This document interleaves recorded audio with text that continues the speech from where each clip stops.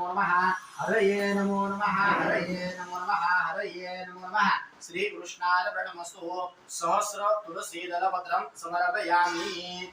आताची गोंधळ करायची म्हणजे या तुळशी घ्यायच्या म्हणायचं विष्णवे नमो विष्णवे नमो विष्णवे नमो विष्णवे नमो विष्णवे नमो नमः विष्णवे नमो नमः श्री कृष्णार्पणमस्तु सहस्र तुलसी दलपत्रं समर्पयामि। वरती वहा नमस्कार करा प्रार्थना पूर्वक नमस्कारां समर्पयामि।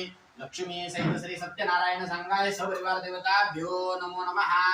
तर तो मगरचा प्रसाद कुठे आहे बघा।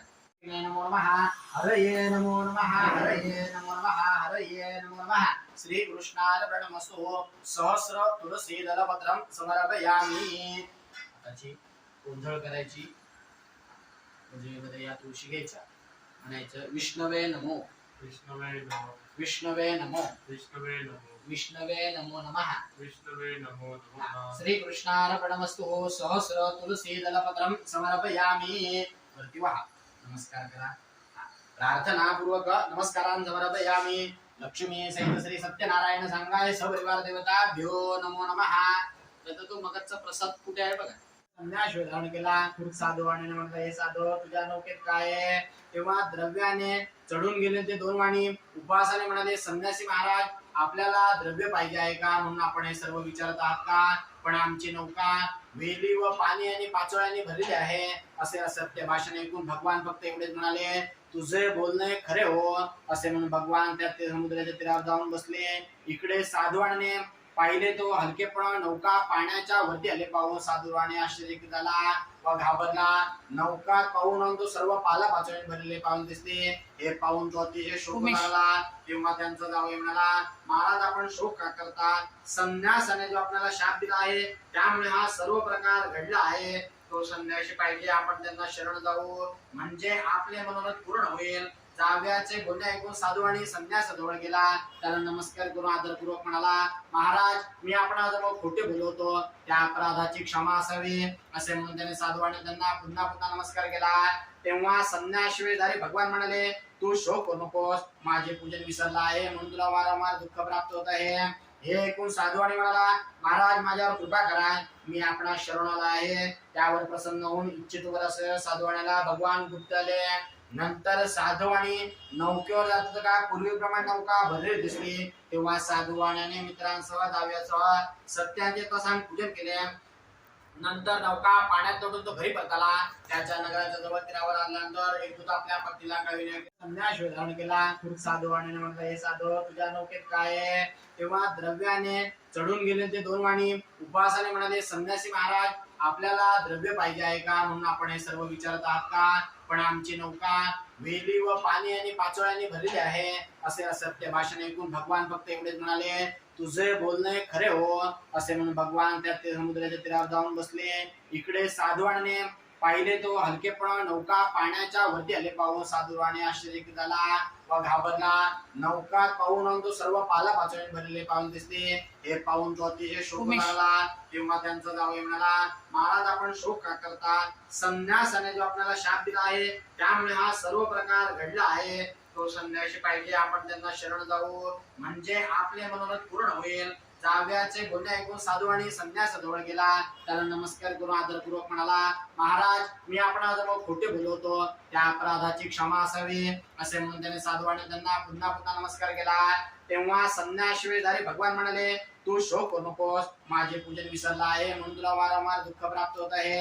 हे ऐकून साधूवाणी म्हणाला महाराज माझ्यावर कृपा करा मी आपणा शरण आला आहे। त्यावर प्रसन्न होऊन इच्छित वर असे साधूवाण्याला भगवान गुप्त आले। नंतर साधूवाणी नौकेवर जात होता का पूर्वीप्रमाणे नौका भरलेली दिसली तेव्हा साधूवाण्याने मित्रांसह जावयासह सत्याचे तसांग पूजन केले। नंतर नौका पाण्यात तोडून तो घरी परतला। त्याच्या नगराच्या जवळ तीरावर आल्यानंतर एक दूत आपल्या पत्नीला कळविले पाटावरती डोकं टेकायचं अक्षता व्हायच्या नमस्कार करायचा आधी अक्षता व्हा हा पाटावरती नव्हे तिकडे बरोबर आता डोकं टेकून नमस्कार हा पाटावरती डोकं टेकून बरोबर हा दीर्घ विश्वमस्तो मनोरथा सपदा संतो इच्छित कामना सिद्धिरस्तु। काका ते दिवे लावून घेऊन या इकडे.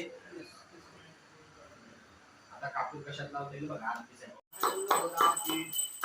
शोभे माळ मोठा फळाचे जय देव जय देव जय मंगलमूर्ती ओ श्री मंगलमूर्ती दर्शन मात्रे मन कामना चंदनाची होते गुणगुण केशरा इथे जडित अमृत सोमरा सेना तोरे चरणी गावया जय देव जय मंगलमूर्ती ओ श्री मंगलमूर्ती दर्शन मात्रे मन कामना बुद्धी जय देव जय देव लंबोदर पीतांबर भणिवर वंदना सरळ सुंदर वक्र तोंड प्रेमैना त्यात रामाचा वट पाहे सदना संकटी पावावे निर्वाणी रक्षावे सुरवर वंदना जय देव जय मंगलमूर्ती हो श्री मंगलमूर्ती दर्शन मात्रे मन कामना पूर्ती जय देव जय देव विक्राळा ब्रह्मांडी माळा विषय कंठ काळा त्रिनेत्री ज्वाळा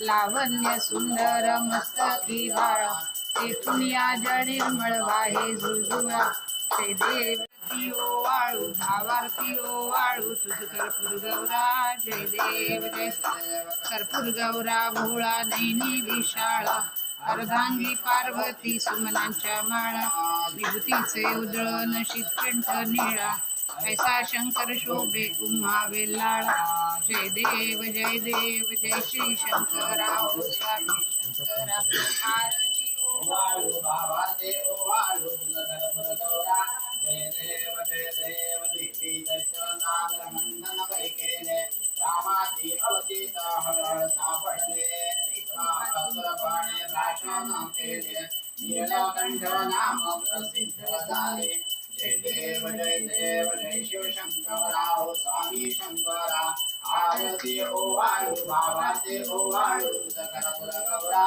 जय देव रत्नांबर फणीवर जल सुंदर मदनारी पंचानन मनमोहन मनजन सुधकारी षटकोटी देवी तवाचे उच्चारी प्रभुकोटी लकरा अंतरी जय देव जय